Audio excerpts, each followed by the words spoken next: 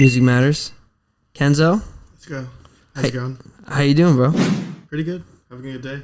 Good. Doing. I'm very, very excited to be doing this again. Because last time we admittedly did not cover everything. Because, like, we talked, and then I was, like, an hour and a half in, I was like, shit, we got to get to the reason why we're here, music. Yeah, kind of got off track a little bit last time. But. That's, like, a common problem with these. Like, so often, like, I'll enjoy a conversation so much, but then it's like, oh, shit, we just barely touch the surface level of music. Yeah, I get easily distracted, so like that was probably my fault. But other than that, like I'm definitely let's get to it. No, yeah, I'm the same way, and I think that I don't know. I think in a lot of circumstances that's a negative thing. I do feel like with podcasting, it can be kind of a decently positive thing, like because I think it's a lot better to have too much to say opposed to have too little to say. But yeah. So this one I really want to stick to the music. So on that note, one thing I want to ask you about specifically about your music and the stuff you make is like a lot of the sound of everything you make. I've checked all your stuff and stuff. It's very electronic. Like it's much more in the realm of like music that isn't traditionally found in the Bay Area. Is that something you do intentionally? And do you ever struggle with people trying to box you in as like a Bay Area rapper or a Bay Area artist since your sound isn't what we typically hear coming from the Bay Area? Yeah, I definitely do it intentionally. Kind of like growing up, like my friends would like always drag me to like house shows and things like that. So it's just like I kind of that's where I got like introduced to it. And I've heard like a couple people like rap on it before, and I was just like, dude, why don't more people do this? So like kind of when I got into making music, that was kind of like my focus is rap on house beats and like, you know, kind of incorporate that like electronic sound into rap. And like during my research I found out techno was like established in Detroit, so I was just like, oh, this is all kind of like coming 360 full circle. Oh, that's super interesting. I didn't know techno was like that in Detroit, but that makes perfect sense because if you look at like the way that like Detroit and the Bay Area are sharing hip-hop parallels right now, that makes perfect sense that like that sound from Detroit would bleed into the Bay a little bit. Yeah, exactly. And it's like that's something I noticed with like house beats are very simple.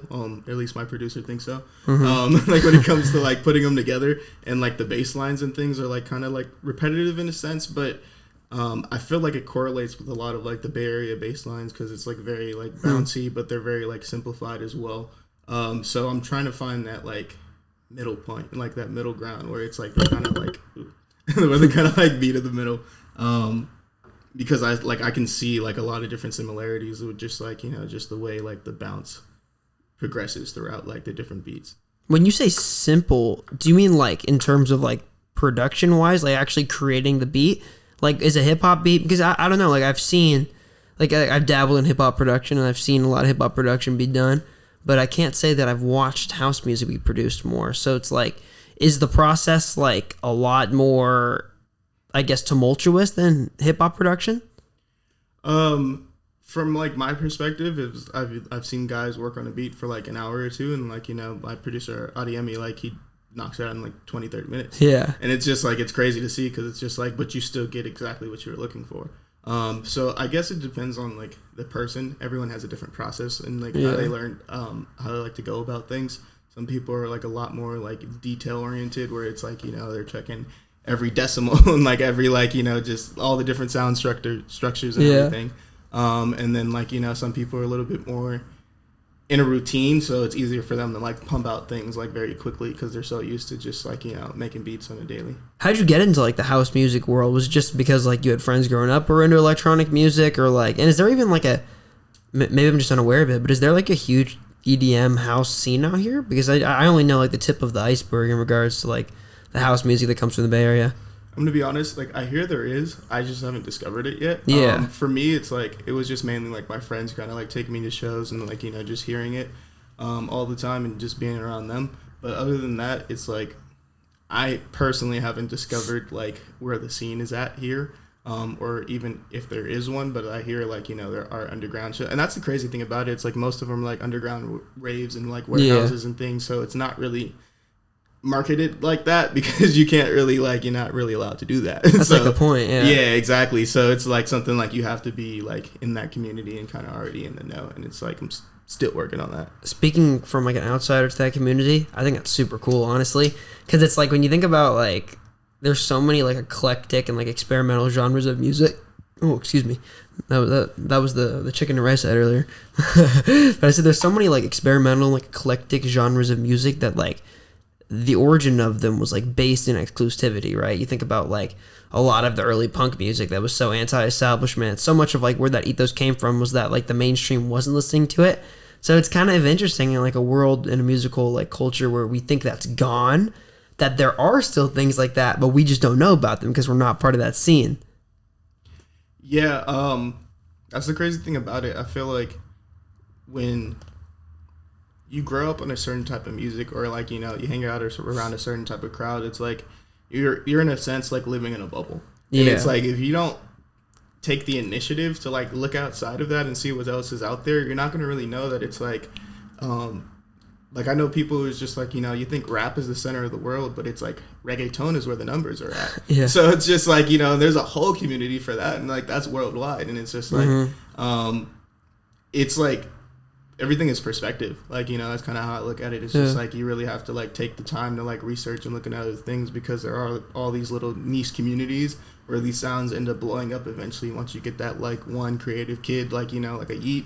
Yeah. Who can like come out and like take it and like do something different with it to where you can make it mainstream in a sense. So, but it's not like it's not being done. Like there's always like a community of people who've known about it, been doing it for years and developing it. It's just not mainstream ready yet. It's like a product in a sense. It's like, you know, you can have a sample, but it doesn't mean it's ready to like, you know, for someone to take home and use for the next 5 years.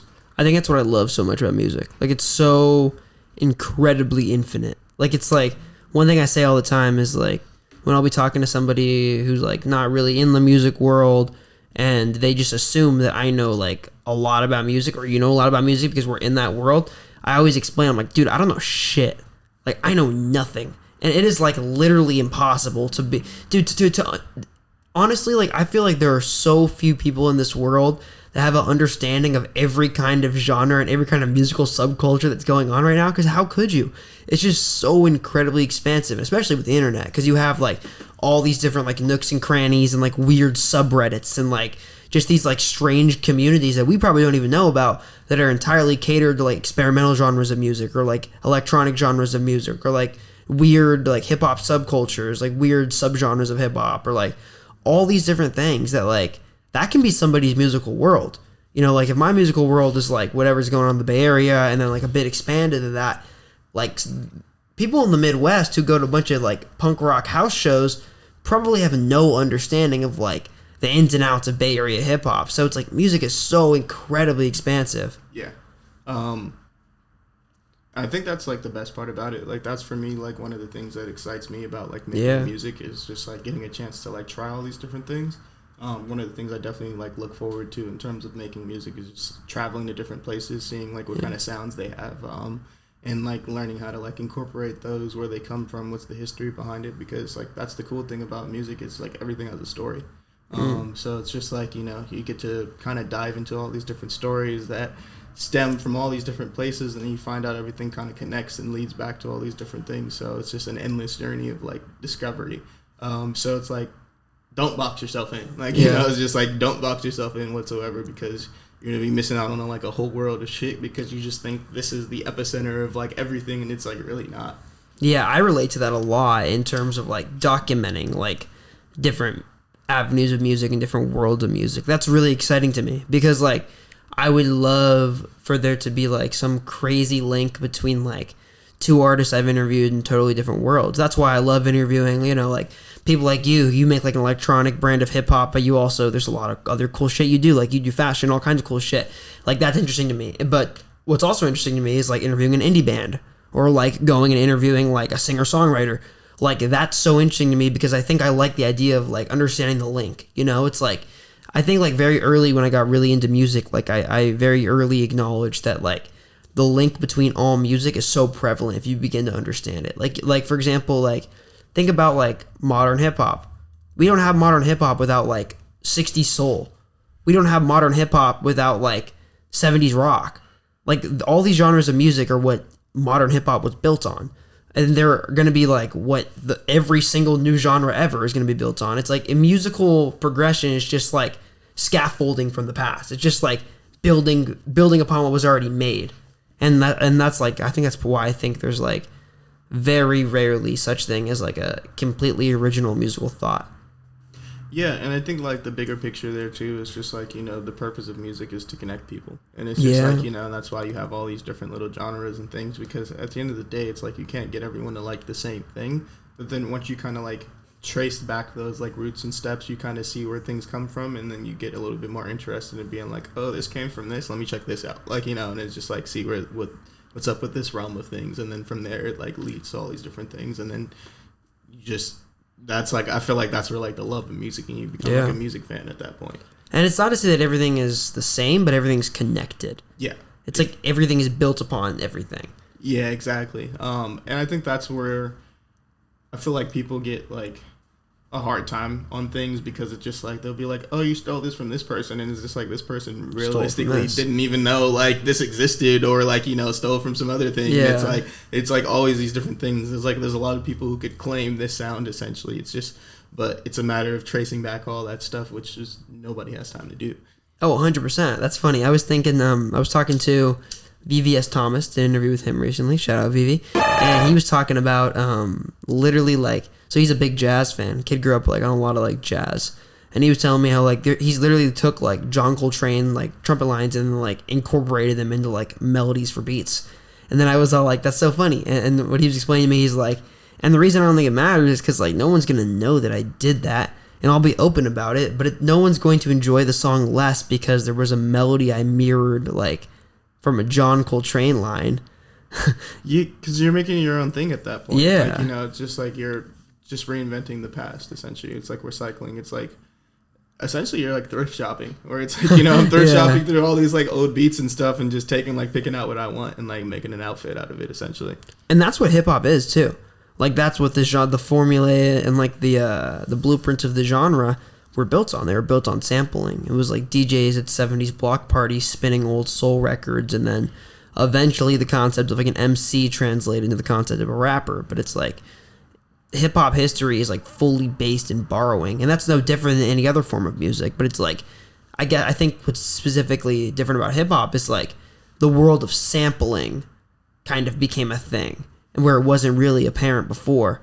But it's like, okay, we are like now being open about the fact that we are like taking these things from the past and reinventing them. And I think that's beautiful, because I really do think like that's how you further art. I think that's like how the progression of art starts and continues. It's like understanding and like acknowledging that like it's okay to be inspired by the past. Like the second we start like closing out the idea that we can be inspired by the past, and we start trying to like almost act like everything we do is 100% original, that's like the end of creative progression in my eyes. Yeah, and I feel like that's a key point. I feel like there should be like a service, or like just a company that like that can like make sampling more available, because I feel like sampling keeps your music alive. Like, why you should want as many people as possible sampling your song. Like, you shouldn't be like, and like, you should get paid for it, honestly. Like, but at the end of the day, it's just like there should be like an open platform where people can just go and like pick what song they want to sample, and like, register and like pay money through there, and it's like all good. So you don't have to go through all that extra bullshit and call a manager and pay like hundreds of thousands of dollars, because it's like, dude, like this is going to keep your music alive for the next like probably like 5-10 years. Like, so it's just like, why don't you want as many kids as possible sampling it? Yeah, and it's almost like what do you have to lose? You know what I mean? Like, if you had a gigantic song that was popping in the 70s, there's no way it's popping like it was in the 70s now. I mean, it might still be a gigantic song, it might be a classic song, but it's like, it's never going to hit the like peak of popularity that it did when it came out. At least almost certainly not. I mean, it's possible, but like almost certainly it wouldn't. So it's like, why wouldn't you want somebody to recreate that and reuse that in like their own way, and then you kind of give second life to the song? Exactly. I was thinking about that. This was crazy to me. Do you know the band Dr. Dog? No. They're like one of my favorite like indie bands, and I was listening to them earlier, and this was yesterday, I was listening to them, and they recently had like a song kind of like blow up on TikTok, but the band's been around forever. They're like, I think they've been around since 2008, 2007 was their like debut, but it's like they were never that big of a band. Like, they were always like a mid-sized indie band, and like when their song blew up on TikTok, which was, by the way, was a song that came out 10 years ago, it blew up on TikTok randomly, and now they're like way bigger than they used to. And I was thinking, I'm like, that's one thing that I think TikTok is very unique with the music industry in regards to. It's like, you can make a song like 30 years ago and it can blow up on TikTok now. You know what I mean? So it's like, there's no way Dr. Dog like knew that their song was compatible for TikTok when they wrote it, because TikTok wasn't a thing. But it's like the idea that like, okay, I guess that's why you just keep going, because there's like certain unalienable and like unforeseeable circumstances that will present themselves in the future to where like your song could get like this gigantic second win and you don't even know it's possible. Yeah, and that's why you want to focus on making timeless music, because it's like there's a lot of people who don't get a chance to like live and see their accomplishments fully flourish and like play out to what they're like, you know, to what they end up becoming. Like, you know, there's so many brands now where it's like at like Louis Vuitton, like the biggest luxury brand in the world, and it's like that guy's not around anymore. Like, you know, it's just like he didn't know, like, you know, like, and of course at the time, like, you know, they were still like really big, but like he wouldn't know like the impact that they have on the world now, and like that was going to happen. So it's like you kind of have to like leave yourself open for those opportunities to come. And like I think that's the focus around trying to make something that's going to be timeless and be able to like go through these generations and like still have people like listen to the song and it's relatable and like they can still rock with it. Do you think that's sad or like happy? Because part of me kind of feels like that's sad, like the idea of somebody's art meaning so much to so many people with them being dead and not knowing about it. Like part of that to me is kind of like, damn, like they deserve to know about it, you know what I mean? I feel like, I mean, that's what you sign up for when you that's do true, this shit. Like, true. You know, it's like, I think that's like the same as, you know, it taking like 5 to 10 years for like you to blow up in general. Like, you know, like that same period of things where it's like you could be the dopest thing in the world and people just don't know. And it's like, you know, and by the time they know, it's too late. Like, you know, and it does like suck to a degree, but at the end of the day, it's like, it's not about any of that. It's about like, you know, just did you enjoy what you did when you were here? Like, and if you did that, like, you know, then that's all that really matters. Yeah, that's a great point. That kind of reminds me or makes me think about, like, the idea of, like there's so many musicians I follow, or, like, not even just musicians, like, artists, or, like, even people on, like, YouTube, or, like, people who do things on the internet or whatever, that, like, they did it for, like, 5 to 6 years, and then they blew up, and it's, like, people don't realize they have this massive back catalog. Like, it's interesting, even, like, a musician, like, I think a good example of this is Jack Harlow. Like, he blows up out of nowhere, like, what's poppin' and shit, and now he's gigantic, and he's got all these girls, like, thirsting over him on TikTok and shit, and it's, like, he's like literally like a modern pop icon right now, and it's, like, people just think he came out of nowhere as an industry plan. It's like, no, if you look back into that kid's catalog, like, he's literally been making music for, like, 8 years, like, since, like, high school, so it's, like, I think we talked about this last time, but it's, like, the idea of, like, you know, we see the tipping point, and we see the end of it, but we don't see everything below it, you know what I mean? Another good example of this is, do you know who Anthony Fantano is? No. He's like a guy on YouTube who, like, makes music reviews, but it's like he's got really big in the past like 3-4 years or something, but like he was doing it for like 10 years prior to this. So you can go back and like look at all these videos when he like got no views, and it's like he was like 15 years younger still doing this shit. But it's like now you see the results of it because he's bigger. Yeah, and that's what I explain to the homies all the time too. It's like it's not an overnight process. Yeah. Like, no matter what you do, like in life, it's just like it's gonna take time. It's like going to the gym. It's just like you're not gonna go to the gym for 3 days and then come out and just like you're busting and everything is proper, and it's like nah, like it's like year after year after year, and like, you know, it's just all the little stuff adds up over time. So it's just like don't be mad because it's not like I didn't make it overnight. It's just like all those little wins, like all that's going to add up. And then like 5 years from now, you're going to see it all play out. And that's where it's going to be like, oh shit, that actually worked. Like, you know, it's just like you thought it was a whole, like it was a waste of time. And like 5 years later, it actually pays off. And you're just like, oh shit. So it's like everything you do is an investment. That's also definitely why you have to fall in love with what you're doing. You know, because if you're not truly in love with it, you'll stop. It won't last long enough to be. Yeah, exactly. You're not going to see the results if you just, you know, quit like before everything plays out. You gotta love it. You gotta love the grind. Speaking of the grind, you have a lot of music out. You have three EPs, correct? Yeah. So you have 3 EPs out. That's a lot of music. How often are you like in the studio on a day-to-day basis? Like, how often do you work? Like, is it a constant thing? Is it like when you have time? What's your process kind of like? Yeah. So basically, like my producer, another one of my producers, Juice, taught me how to record myself. Mm-hmm. So I like have a setup at the house, so it's like damn near every day. I actually keep track, so it's just like on average, like I probably do like 20 to 30 songs a month. but it's not that much compared to like, you know, Yeet, who does like 160, and I heard that and I was like, fuck, I thought I was doing something. It's just like, so it's just like, but yeah, I try to do as much as possible. Now it's more so I'm trying to balance between like understanding there's other aspects to just like, you know, it's not just creating the music, but you got to market it, like, you know, you got to push it, like you got to do the rollouts and everything. And it's like, I've always been aware of that, but it's just like having a balance between understanding that, you know, you don't have to be in the studio every day, like, you know, because there's other aspects of your brand that go into pushing it and getting it to where you want to be. Of course. In terms of production, do you only work with like one or two guys, or like what's your kind of beat filtering process like? Yeah, right now, for the most part, it's just Adiemi and then my boy from Russia, his name is Prisma. Yeah, those like mostly where I get my beats from. Also Bot. I have a bunch of like just Bot stuff in the vault. I've been working with Bot since like day one. But other than that, like I don't have like a huge roster. For me, I'm kind of more so focused on like creating my own sound. So it's kind of like I don't want to like spread out and work with too many people where it's like, okay, it's all these different pieces all over the place, where it's like I can pull up now and like give like my producers a vague description and they can pretty much piece it together, because I never know what I want. Like, you know, I just go over here and I'm like trumpets and make it sound like an anime and an action film, and like just throw some trumpets in there and some like guitars and like, and it'll be good. Like, we'll figure it out from there. And it's like, and it's always crazy. Like, it's always crazy at the start, but then they always figure it out and it's always fire. So it's cool.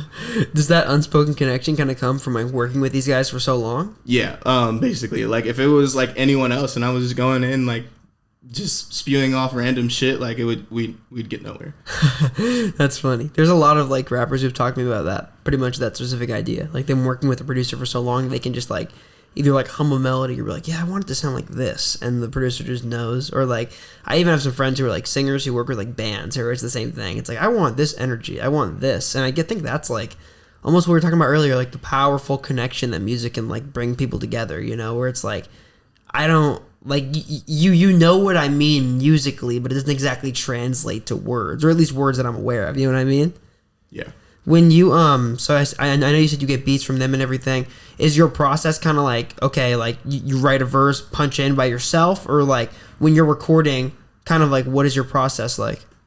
Before I used to write everything. I used to like, you know, listen to the beat, write everything beforehand, and then go record it. Now it's like after I learned how to like punch in, I can't really write anything anymore. It's weird. It's like, you know, once you kind of go off that natural flow of just kind of like going off of the natural energy in the moment, it's a little bit easier to kind of put together the songs. So now it's kind of like I'll punch in, like, you know, make a song, and then I'll just go back and edit anything that just doesn't sound right. Conceptually, when you have like an idea for a song, do you like run to record it, or do you write those ideas down, or do you just kind of wait till they come back to you? Honestly, the ideas come while I'm recording. It's more so of a like, I get this weird like for me, it's more so of a energy thing of just like, you know, there's some days where it's like I really feel good about it, and like, you know, I go in there and it's like the results are usually good, and there's other days where I feel like I'm like forcing it, and like that's where I have to like kind of ease up a bit and like switch my approach to things. That makes sense. But you gotta have those days too. Yeah. Like you gotta have the days where like shit isn't coming out right, because if you don't get through those, how are you gonna get to the good ones? Yeah, exactly. And I've been learning to kind of just like grind through those and like, you know, finish the song even if I'm not like feeling it, and then like see where it gets me, because sometimes like it ends up better than I expected it to be. It was just kind of hard getting to that process, or just getting to that end point. So it's just a constant process of like learning what works and what doesn't work, and kind of just being able to like go off a feeling with this, because that's the biggest thing. It's like when you kind of go off of like the natural feeling, it's like you get a better result in product on the other side, on the back end of things, after recording, rather than trying to like sit there and write something for hours and trying to come up with the exact right thing to say, because then you're always like overthinking it in a sense, in terms of like, what are people going to react to? Like, what should I say? And like, you know, what's going to sound cool and all this extra stuff. And it's just like, dude, like all my best songs have come from just me just going up there and just randomly everything just comes to me. And it's just like, I don't know where the fuck every time I'm just like, I don't know where the fuck that came from. Like, right on. Like, it's just like, so it's just like, I just kind of just trying to like get into that zone of being able to like find that, on a daily basis, essentially. That's a very interesting philosophy. Like finishing a song, regardless of whether or not you like it, because it could end up somewhere different. That is like I think that's really smart and really forthright, because like I think about like there's like interviews where like I've hated in the moment. I like finished the interview and I'm like, God, that sucked. Like that wasn't interesting at all. And I've gone home and I've like edited it. And as I was watching it through the edit, I'm like, wow, I actually really, really like this. This conversation is interesting. I guess it's just the idea of like looking at things with a different mindset and a different mental state. You know, it's like one day I can hate this and the next day I can love it for whatever reason. Yeah. And at the same time, like, kind of like an analogy I like to use, it's like I look at it as like a test. It's like very rarely does anyone get like every answer wrong on the test. So it's like with the song, like even if you like make a bad song, it's like there's something in there that's salvageable. Like there's a portion in there that you can take and like turn that into a new song. So it's like that's kind of what I'm looking for now. It's like there's always a flow or a portion or like, you know, a set of bars where it's just like, how can I take this and make a new song out of this? Oh, so it's pretty often where like you'll take a song that you didn't finish and then turn that into something new? Yeah. Like, will you go back to, like, the old pieces and be like, okay, what can I do with this? Yeah, I just started doing that recently. Before, I didn't like to do it. I, like, you know, was all about just, like, let me just next beat. And then now I'm just kind of, like, there's certain beats where I'm like, that was kind of hard. I should probably go back to that. Like, you know, I should probably figure it out. Like, you know, like, I'm trying not to be, like, wasteful with anything because I understand it's, like, producers put a lot of time into that shit, too. So, for me to, like, make something I don't like and just be like, oh yeah, I'm just gonna scrap this and move on. Like make me another beat, and then I realize I'm just like, damn, I can make that better. Like yeah, I could just like, you know, work on this a little bit more. That's interesting. So you say you have like you said what like you record like multiple songs a day. Yeah. What percent of like what you make like comes out? Like do you accumulate like a huge vault? Shit. Hold on. I can show you. Oh God.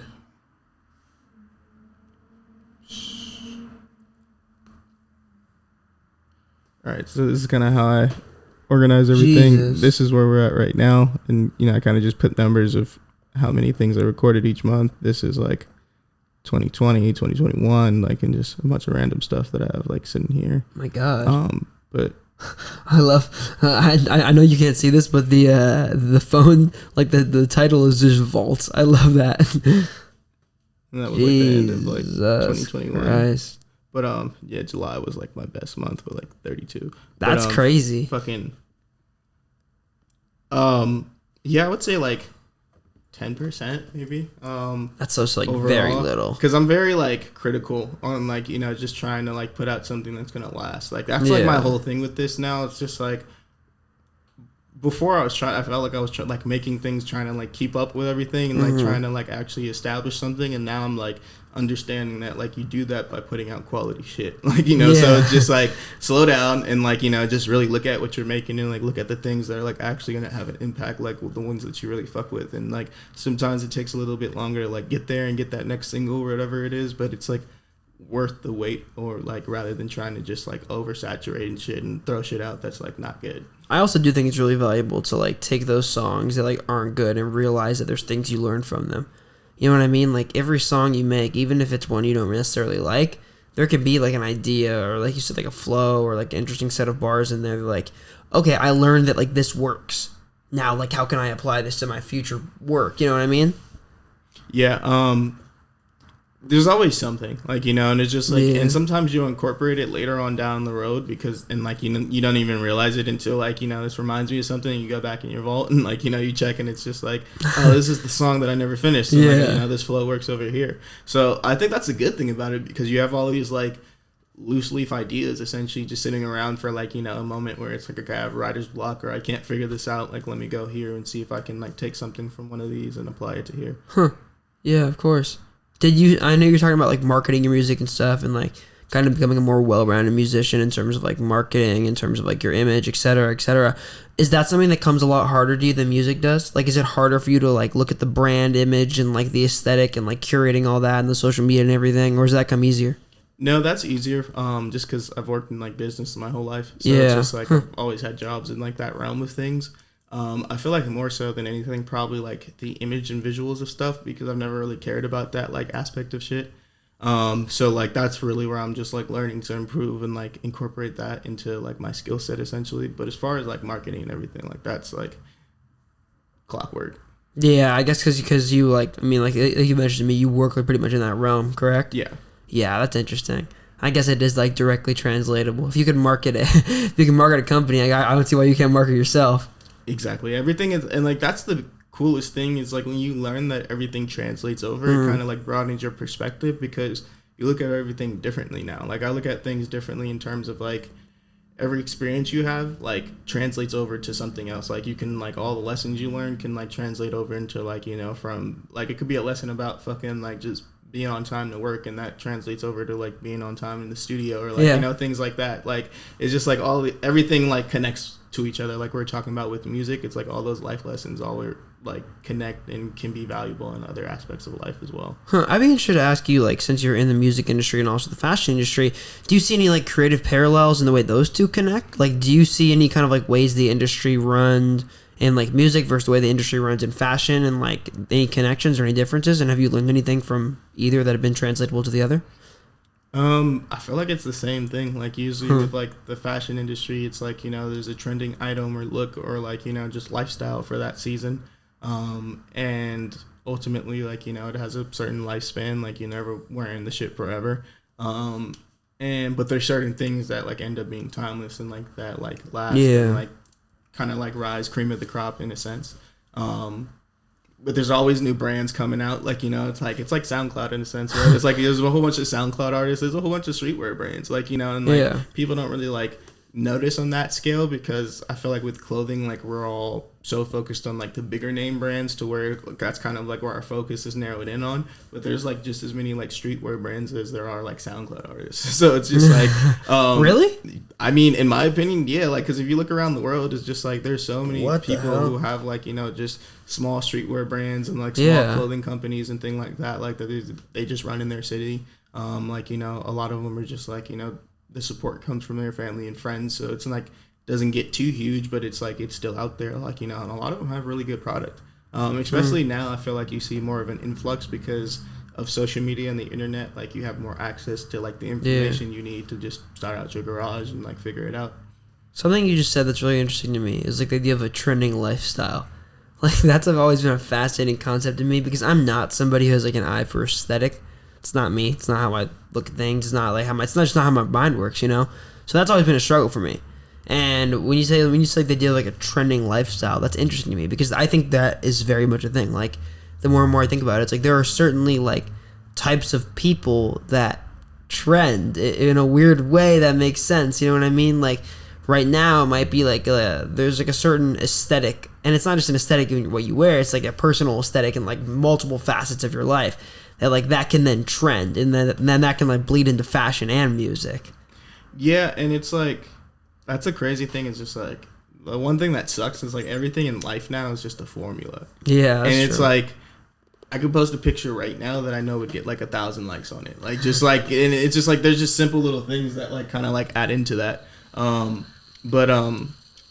If you like just pay attention to like what's going on at the moment, it's like you kind of just know what people are gonna react to.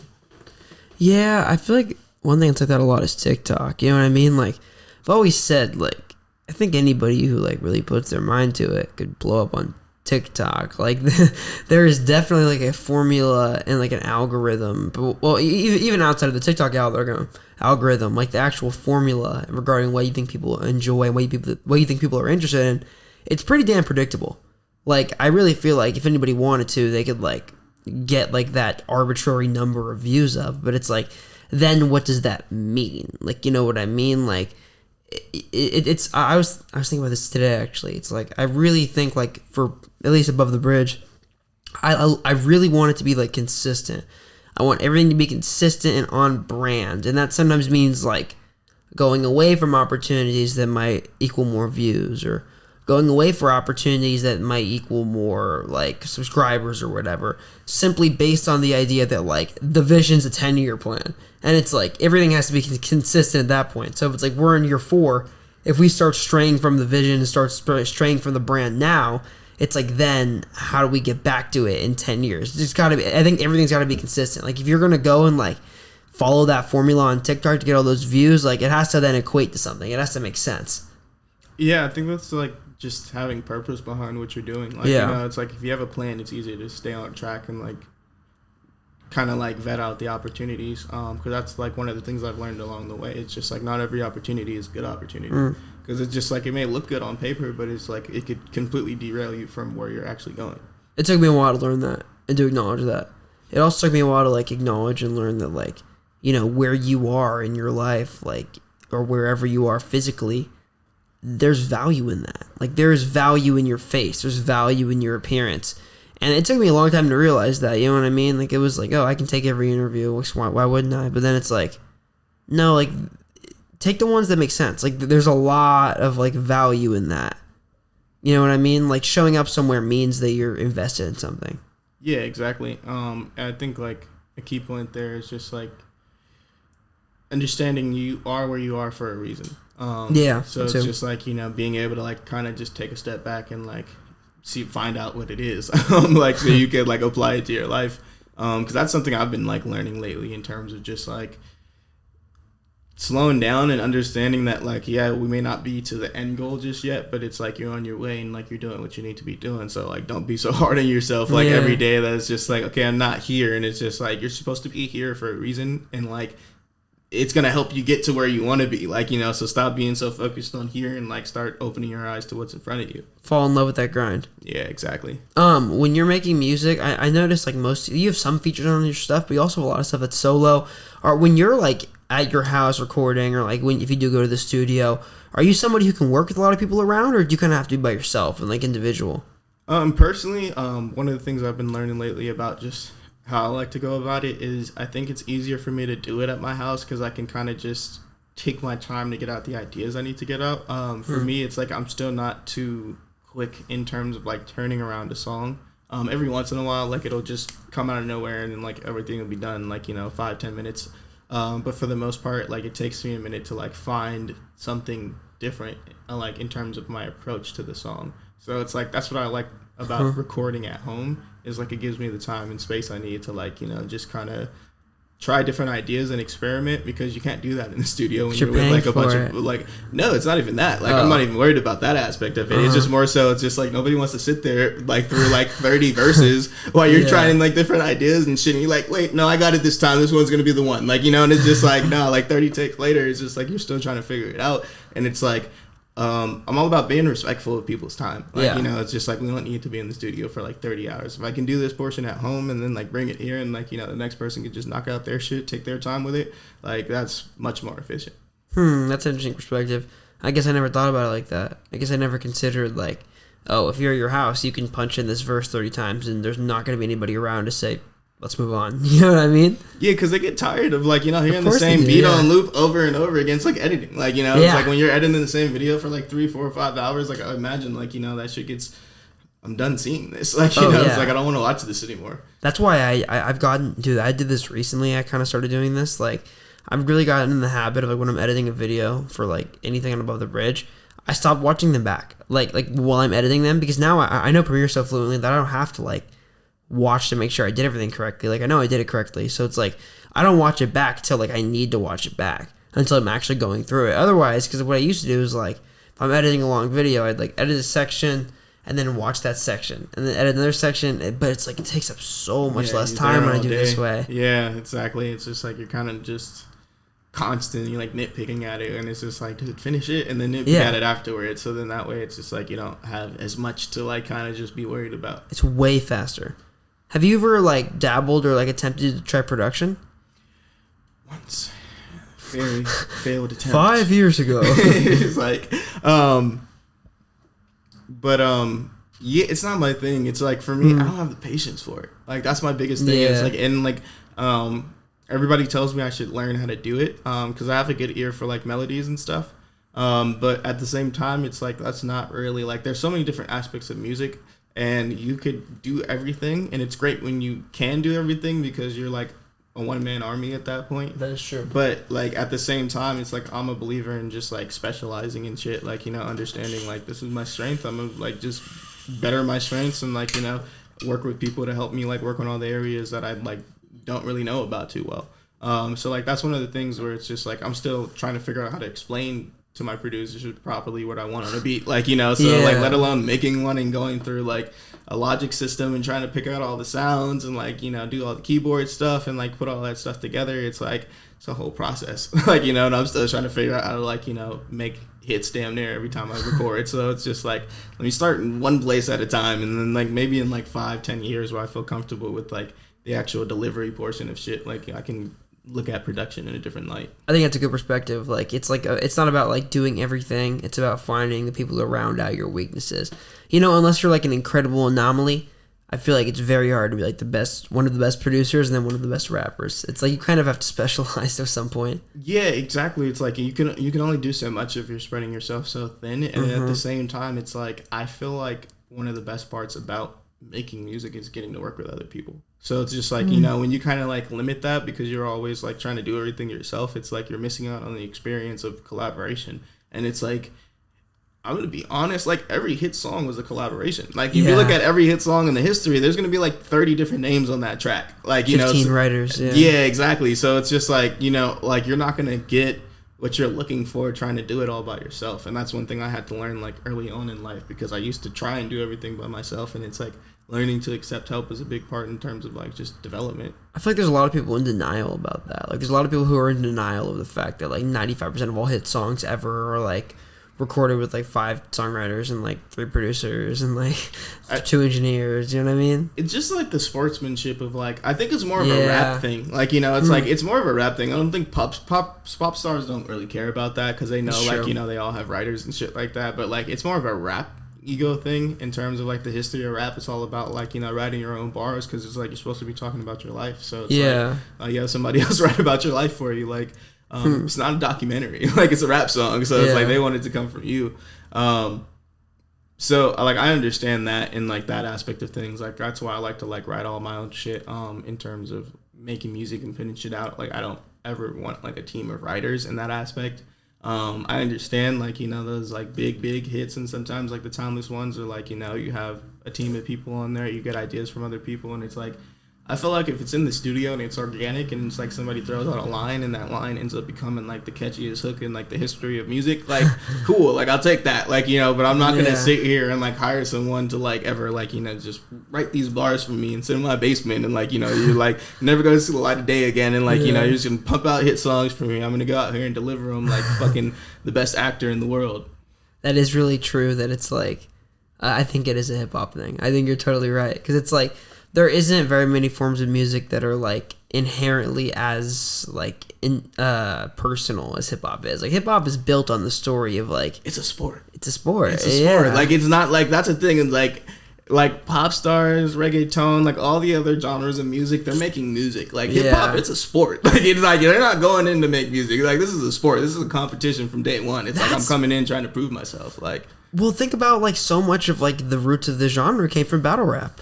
Like I mean I guess I mean I don't know, I almost would call battle rap like a different genre than just like a lot of different kinds of hip hop, but it certainly does like have a place in the history of hip hop like entirely. So it's like hip hop was literally made into a sport. Battle rap. Yeah, but that just shows you like the potential and scalability of just an idea. Like, you know, it's just like they were able to take something, and it shows you it's like, what else can we do with music? Dude, if we turned it into a sport, what else can we turn it into? I think you're right. Like, I've never, like, thought that the capability and, like, the full potential of, like, battle rap has been, like, taken advantage of by anybody. And I hope the first person to do that doesn't do it with, like, a weird corporate mindset. Like, I hope, like, somebody, like, starts, like, I'm sure this is a thing, but it's definitely not big. Like, I wish there was, like, more, like, battle rap leagues that were, like, maybe, like, televised or something. You know what I mean? Like, I'm sure there is. That would but not like mainstream, and that would change the culture. Even if like a Netflix did it, I feel like Netflix is like the perfect platform to like start any like you know just like video idea on. But it's like look at the Queen's Gambit. Yeah, come on. Like you made people excited. It's like that's the chess one, right? Yeah. Okay, yeah, you made people excited about chess. Like come on, that's like crazy. So I feel like if they definitely had a battle rap like series on fucking Netflix, like that shit would go up for sure. And it would be dope if it was just like, you know, just artists from everywhere. It's like not limited to just like, you know, people from the streets, but it's like let's watch this, like some kid from like Philadelphia take on Drake and then like a battle rap. Cool. Like that'll be hard. Like they would make so much money off of that. Man, they would make more money off of that than their albums. I'm gonna be real. Yeah, I think you're right. I love the idea of like I don't know, maybe this is bad, but like so kind of like the idea of like music taking on other entities. I'm all for it. Like, I love the idea of music being viewed as a sport as long as it's separate from like the creativity of music. You know what I mean? I mean, not that if we made it into a sport, it wouldn't be creative, but it's like, I do think it should be viewed separately because like we want music to be something that can like on one hand bring people together, but it's also really cool, like in the lens of like almost like creating like this environment where like, okay, what is like the master level of like creativity I can push myself to? Like, how far can I push my creativity to? It's almost like a sport, like you were talking about. Yeah, exactly. I think that's the only downfall about that is like I think in sports it's like there's too many rules. Yeah, so that kind of like kills off the creativity and like an aspect because they're gonna like craft their bars in a certain way just to like win rather than like, you know, kind of like being more creative with it. Because it's like we've seen some like crazy freestyles in the day where it's like, you know, the people would just do anything, like, you know, there's no limit to it. But it's like when you add the sports aspect into it, like, you know, there's gonna be rules and regulations and it's gonna like kind of water down things a little bit. That's true. But like, what kind of rules do you think would there be in battle? Is there rules in battle rap right now? Is there even like established? No idea. I wish I knew more about battle rap, to be honest with you. Like, if there's any battle rappers watching this, please reach out because I'd love to interview because like I'm trying to get more into that world. It's fascinating. No Jumper just started a battle rap podcast, which I think is a great idea. That's hard, yeah. Like I'd love to interview some battle rappers. Reach out. That'd be sick. I want to ask you about your cover art as well because a lot of it to me seems very consistent, which I'm sure it is because like you said, you have a background in marketing and stuff. But a lot of it to me, like it all has like a very like silvery, goldy, like glowing, like consistent color like pattern to it. Like it all seems very consistent. Are you like very careful in the way you curate your cover art and do you try to make everything super consistent or is that just something that happens? Yeah, I'm all about cohesion. At the end of the day, like I want things to be like consistent. The like idea behind like the cover arts and like just the coloring of things is more so like the sun. Just like I want like a solar neon effect to things. Because I feel like the sun is just like inviting. It's just like, you know, people go out to enjoy the sun. That's where you congregate. Like, you know, where it's sunny. Like that's where people go to like, you know, link up. That's kind of like the idea of like where all that came from. But for the most part, I am all about like cohesion. I think it's OCD more than anything else at the end of the day. But fucking like, yeah, like everything to like be consistent and like futuristic for the most part. Yeah, futuristic. I think futuristic is a really good word to describe like your cover art and stuff. I think like another thing too that it does when you have such a consistent basis on like what you're basing your cover art and stuff off of, it's like when people think of Kenzou, there's like a certain image that pops into their head. You know what I mean? It's like the idea of like those futuristic, like metallic colors. It's like that pops into your head. Like that's something important to like realize for any artists or like creatives or people building a company. It's like you really do want there to be like a color and like an idea and like a certain like feel that pops into somebody's head when they think of you or your brand. Yeah, exactly. Brand consistency is a huge thing in terms of like, you know, just building brand awareness. I have an analogy I use to explain to the homies all the time. It's like, you know, when you watch Family Guy, do you ever see Peter Griffin change his outfit? No. And the reason for that is like if Peter Griffin changed his outfit every week, people wouldn't know he's not Peter Griffin. Yeah, it's like exactly. Or SpongeBob. Like, it's much harder to like recognize who this character is because it's just like, you know, he's constantly changing a little bit too fast for people to process. So it's like that's why they keep the same shit. And I like wish like, you know, that they would change it up like every once in a while. And I feel like certain shows do that, like, you know, where every couple of seasons, like, all right, here you get a new outfit for the next like 5 years. You're gonna wear this.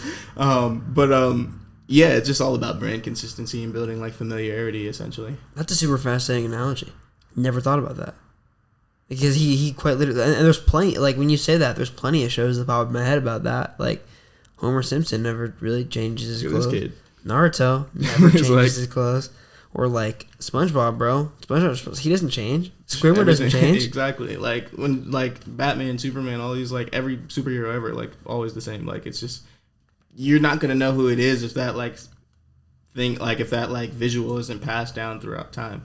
Now it sucks when it comes to like, you know, when they make it like a new movie or something and it's like, you know, they recycle the same story. Like I feel like you don't need to recycle stories, but it's like more so like the visuals can like help just keep that nostalgia to it. This is a really fascinating idea to me because I think I'm now, cause I don't think I've ever thought about this before, but I'm just now thinking how translatable this is into music. Or how translatable this is in like a company, or like somebody who makes YouTube videos, or like something like that. Because it's like, what if I just started wearing the same shirt in every interview? Yeah, like, but make sure it's a company shirt, so people know it for like, you know, that's the Above the Bridge guy. Like, you know, makes it easy. That's why I wear this hat all the time. Yeah, That's so weird to think about. Think about Yeet. He's always wearing the turban turbans. Thing. Yeah. Like, come on. Like, that's brand familiarity. You're going to know who he is if you don't have something to stand out by. Oh, that's genius. I was talking to Mac Archive about something similar to this. Shout out Mac Archive. We were talking about, like, think about, like, podcast sets and, like, interview sets. And, like, they all have, like, very specific things that, like, you recognize them for. Like, at least the really big interview series or the really big podcast. It's like, one good example he brought up was the Good Mythical Morning. You know, the guy, like, Rhett and Luke, they do that shit. Yeah. They're, like, how, like, their set looks is, like, so uber specific. And it's, like, or Hot Ones is another great example of this. Yeah, exactly. Very specific. Because you want, like, when it comes to branding, when you brand something, you want, when people see it, like, you want the first thing that comes to their mind to be, like, your product. So yeah. It's like, if I ever see an orange jumpsuit, like, bro, you look like Naruto. Like, you know, it's just like now, because they've made that connection in my mind. Yeah. So it's just like every time you see that thing, it's just like, it's going to, like, your brand's going to pop up in their mind first. Like Nike and, like, the orange shoebox. Like there's just, like, little things throughout society that, like, we see every day. And it's like, we know what it is by, like, just association to color or image or logo or whatever it may be. That's, like, a good goal, I think. A good goal is to be like, oh, like, how can I get people to be like, oh, you look like this person, or you look like that brand. You look like that's a really interesting concept to me. And I feel like that's where most people, like, kind of go the wrong direction is because, like, you know, a trend comes out and it's like, quick, let me dye my hair this color, or let me start dressing like this, and it's just like, dude, people aren't gonna know who the fuck you are because you look like this guy. Like, you know, and it's just like, and they know this guy because all of you motherfuckers look like him. Yeah. So it's just like, just change your complete image, stand over there, and watch what happens. Because you're unique. Like, you're literally unique at that point. You stand out. Exactly. There's something different about you. Therefore, it's memorable. Exactly. You're not memorable. You're never going to be memorable based on, like, how much you look like somebody else. You're going to be memorable based on how much you look unlike anybody else or act unlike anybody else. Exactly, because everything gets oversaturated eventually. Yeah. It's like, you know, and it's just like, and once it gets oversaturated, people look for what's new. And it's like, if you're over here and you build up you're building up this whole new unique thing, then it's just like, you're going to be the next valuable option for them to go to. Yeah. That's interesting. Cover art, Ghost Rider. I want to ask you about that one as well. Yeah. So, like, I assume because of the cover art and the song that there's, like, a very specific story and a very specific, like, concept you want to talk about in that song, but, like, literally I'll put it up on the screen right here, but, like, for the cover art, it's just the Golden Gate Bridge, like, pretty much, like, on fire, correct? Yes. So it's like, what specifically that song, what did you want that image to translate in relation to the song? It was called Ghost Rider more so based off of, like, the visual of the bridge being on fire, because, you know, he rides around on his bike and, like, you know, just leaves a trail of fire. But it's like trailblazing. Like, you know, it's kind of like the concept behind things is just like, bro, like you have to, like, really make your presence known, like, when you're doing something. Like, that's kind of where that came from. And, like, that image was from, like, when we had all the fires over here, like, you know, like, that was actually from, like, when we had all the fires and the sky was orange and all that stuff. So it's just like, that was one of the images I pulled from, like, the news. But I thought it was just, like, the perfect, like, correlation with the song, in a sense, because it's just like, you want to, like, leave a mark on the world, essentially. That's super interesting. I think, like, how a lot of people, like, leave their mark, like, in their music specifically, is, like, how many people they relate to, or how many people they affect. I feel like the number one thing in, like, music in regards to, like, really, like, making an impact and, like, having people remember you is if you can, like, bring a conversation forward. Like, you can, like, start talking about something that, like, maybe not very many people talked about before, and then maybe that, like, propels, like, some kind of, like, trend through positivity. It's like, how can you, like, bring things up that then, like, shake up the culture enough to where people, like, start thinking about those things on a daily basis, almost like the brand identity we were just talking about. Yeah, and I think that's where, like, most movements come from. It's just, like, people being willing to, like, talk about the things that most people shy away from, because it's just, like, I'm finna find real shit on the news. Like, you know, it's just, like, nobody's being real in the news. Like, so it's just, like, I feel like that's where, like, historically, all the real shit has come from, like, artists and, like, activists and, like, people willing to, like, speak out and shit like that. So it's, like, that's why when you say something like that, it has such a huge effect, because you're not getting that anywhere else in society. Do you think there's such thing as, like, too honest in a song? Do you think there's such thing as, like, being, like, too personal in a song? No, like, I think it's, like, it depends on the person. Like, if you're willing to share your whole life, then, like, you know, that's on you. Like, you know, like, I think everyone has, like, boundaries in a sense where it's, like, you know, not everyone shares everything. But there are people who are like, you know, a little bit more out there and like, you know, share damn near everything, and it's like a reality TV show at that point. I feel like it's how you portray it and like how you present it. It's just more so like if there's a purpose to you being so vivid and like, you know, not leaving anything out, and it's helping somebody through something, then like cool. Like, you know, because sometimes it's like, sometimes you have to give people a step-by-step like instruction booklet in order for them to like understand what you're trying to say. So like, you know, maybe like some artists feel like they have to be extremely vivid in order for it to come across and like be understood, because it's like you can say it one way and they like mistake it for something else. Yeah, that makes sense. It's also like, do you want your message to come across incredibly subliminally and then people like take kind of a subjective perspective from it, or do you want to say something super uber specific? Like your song Heath Ledger, you talked about like I believe it was like some mental health stuff in that song, correct? Or like maybe that was just the way I took it, but like it was like when I was listening to that song specifically, I couldn't tell like, am I getting a different message from this song than somebody else would? At the end of the day, it's like one of the things I talk about with like my business partner all the time. It's just like, we want everything that we do to just be art. Like, you know, take it for like, you know, whatever you take it for. At the end of the day, it's like, you're not creating it in a specific, like, you know, you create something for you that like, you know, you hope affects everyone else. And it's like, however it affects you is going to be different from how it affects the next person. Ultimately with that song for me, it was just more so like, what I'm trying to do with my music is just take the conversations I have with myself in my head and like put that on like paper essentially. Because I feel like those are like the valuable conversations. Like, you know, those are like the real moments where you're in your head and you're just like, damn, I fucked up. Like, you know, and it's just like, because it's like, you're not going to say that out loud, like, you know, because you don't want everyone else to know. But at the end of the day, it's like, we all fuck up. Like, we all make mistakes and shit. And I feel like those are the moments where it's like, in terms of like a movement or a message, it's like, you know, relaying that it's just like, dude, like I'm stressing out about this. Because that's the thing is I could be sitting here right next to you and we could be stressing out about the same shit in the back of our heads and we don't know it because nobody puts it out there on the table. But if I'm just like, damn, I lost my job today or some bullshit like that, and it's just like, and you're just like, dude, I just lost my job too. And then you got a whole conversation and you like build ground with people, and like that's where like connections come from. So like relatability. Yeah, exactly. Like, so I feel like that's like the best way to be relatable is just like, you know, taking those like inner thoughts and like really just being like open to like sharing them instead of like shying away from just like, let me make this hella cryptic and shit. And it's just like, no, bro, like I just had a bad day and I'm actually not okay. Like, you know, and it's just like, that's just the reality of the situation. And it's just like, why lie to yourself about it? Yeah, exactly. I think people are like more similar than they like to admit. You know what I mean? I feel like 95% of what everybody worries about is like consistent. I feel like it's we probably worry about like a lot of the same things. Yeah.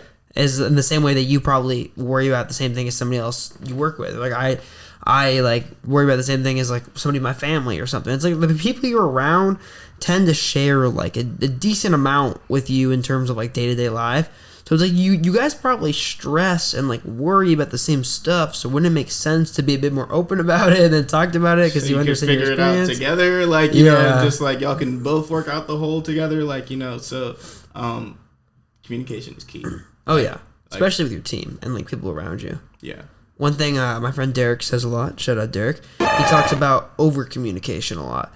I think like that's a very I said my friend Derek, but you definitely know Derek. But I was like, but it's like it's interesting to me. He always talks about over communication. I think that's very interesting because it's like I don't think there's such thing. And he says this the same thing. He says I don't think there's any such thing as like over communication.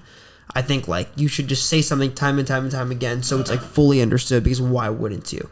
You know what I mean? It's like just be over communicative. Like make sure everybody around you knows your intentions and make sure those intentions are honest and real. Yeah. It's about just like being open. Like I think that's the thing is like so many people just like, you know, hide shit, and it's just like, you know, there's always like all these different walls up and all this extra bullshit, and it's just like, bro, like it's much easier when you're just like, it's like being free essentially. Like, you know, like I feel like that's a sense of like freedom, like, you know, and like that's the easiest way to be free is just like be openly who you are, like, you know, and it's just like no matter like the situation or where you are or like any of that extra shit, it's just like just communicate like the way that you would just that you're thinking.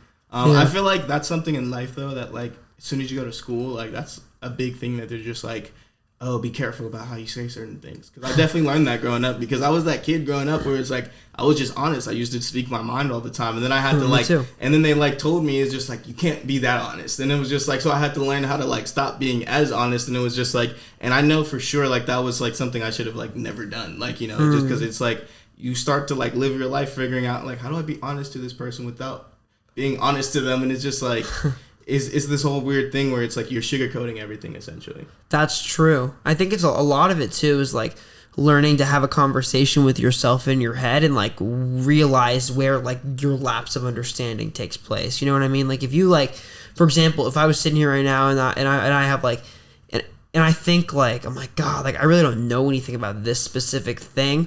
I think it's important to like rerun why you don't understand that a bunch of times in your mind to then figure out the lapses in your thinking and then work on them. I think that's where growth happens. You know, you have to like have conversations with yourself about growth before you're willing to have conversations with anybody else in real life about growth. It's like you have to like know how to move forward before you talk about it. Yeah, everything starts at home at the end of the day. It's just like if you don't work on yourself, you can't help anyone else. So it's like you don't want to be a hypocrite. Like that's the biggest thing. Is like you don't want to go around telling like, you know, you should fix your life, and it's like, bro, you're like $30,000 in debt. Like what the fuck are you talking about? Like so it's just like you got to lead by example. Oh, 100%. That's like really everything is like, you know, you just lead by example. That's the best way to kind of get the point across. Especially because I think like, I mean, it's almost like a cliche at this point to say like lead by example, but it's like it's really so true. Like when you like if the people around you probably take so much more from what they. Shout out Edward, he just called me. You probably take so much more from like what they do than what they say. You know what I mean? Like if there's somebody around me and I think about them, I don't really think about what they say. I think about like their aura, the way they are, their energy, how they act, how they move. It's like I probably get way more influence from that opposed to like the things they say. Yeah. At the end of the day, it's just like everything is like you have to be very observant. Like you know, it's just like I feel like you can get caught up. Like somebody can tell you it's just like, bro, I'm gonna give you $1 million as soon as I get up, and it's just like, Brian never done shit for you in his life. Like, you know, like Brian give you $20 when you needed it for your gas. Like, you know, what makes you think when he gets $1 million, he's finna like split it with you or some shit like that. It's like, you got to really just watch and like, you know, just action. It's crazy because all the cliche sayings are the realest things in life. And that's what I've been learning over like the past 5 years. It's just like actions speak louder than words. Like that shit is so real. Like, you know, and it's just like, it's all the corny shit that's actually like the realest shit that you need to be paying attention to. I say that all the time. Like so many of my favorite like lessons or like moral guidelines in life to live by are like shitty, corny, like cliche things that like white moms would like post on like on like Pinterest or like get printed out and like put like their phrase and shit. Yeah, like some shit my mom would do. Shout out mom, I love you. But like that, like literally like the shit of like white suburban moms would like print this out and like put it on their like wall. But it's like so many of those things are so true. You know what I mean? Like when I think one thing I say a lot that like is super cliche, but it's like it's very true. It's just like demand respect, but be respectful. You know, it's like walk into every room like really wanting to be respected in the same way that you respect everybody else in there. It's almost like the golden rule. It's almost like treat people how you want to be treated, which is another cliche, but it's very true. Yeah, it's like it's just a simplified form of things, but it's like you don't really learn until you go through those experiences. And you're just like, damn, like, and then like you say the quote and you're just like, fuck, this shit was right. Like they was right about this shit the whole time. Like it's one of those things where it's just like life. We make life more difficult than it has to be. Like it's really simple as fucking. It's like we're out here like overcomplicating the whole thing entirely. I was talking to Mateo about this earlier about like psychedelic states, and then like when you have a conversation while you're in them or while you're like thinking about them or like whether you're under like some form of substance or not, it's like. When your inhibition between a conversation melts away, all that's left is like the reality of it. Like, so for example, if I was talking to you right now, let's say I was on like a psychedelic, maybe like I wouldn't be like, there wouldn't be this implied level of anxiety that like I have talking to you because it's like the same way I am talking to everybody. You know what I mean? It's like, cause all I'm thinking about is like what's here and now. That's like all I'm considering. Cause I think like the anxiousness that comes from conversation is like thinking about the past or thinking about the future. About like, okay, what is this person going to think of what I say? Or what did this person think of what I just said 2 minutes ago? If I'm not thinking about those things, I'm super present. And I feel like that's like where you start to eliminate like all mental health issues like anxiety, depression, and just being incredibly, incredibly present. Because when I think about anxiety, Like, what is anxiety? It's a fear of the future. And what is depression? It's a fear of the past.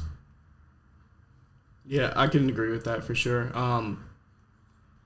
I think that's like the hardest thing to learn though. It's just like trying to be like present in the moment and just like, you know, just being here and like understanding that like even though here isn't like in your head where you want to be, it's just like this is the most important place for you to be right now.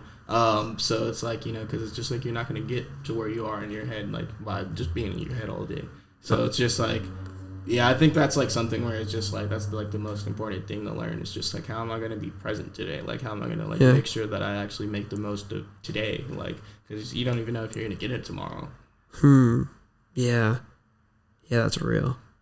That's one thing I've kind of been thinking about recently too, like how precious life is. I've had some like some people around me having some health complications, and then I had like a good friend of mine just lost one of his grandparents, and we were just talking about this the other night. It's just like realizing that like whatever goes on in your day-to-day is probably so minuscule in comparison to how much you care about the people around you that you're not spending time with.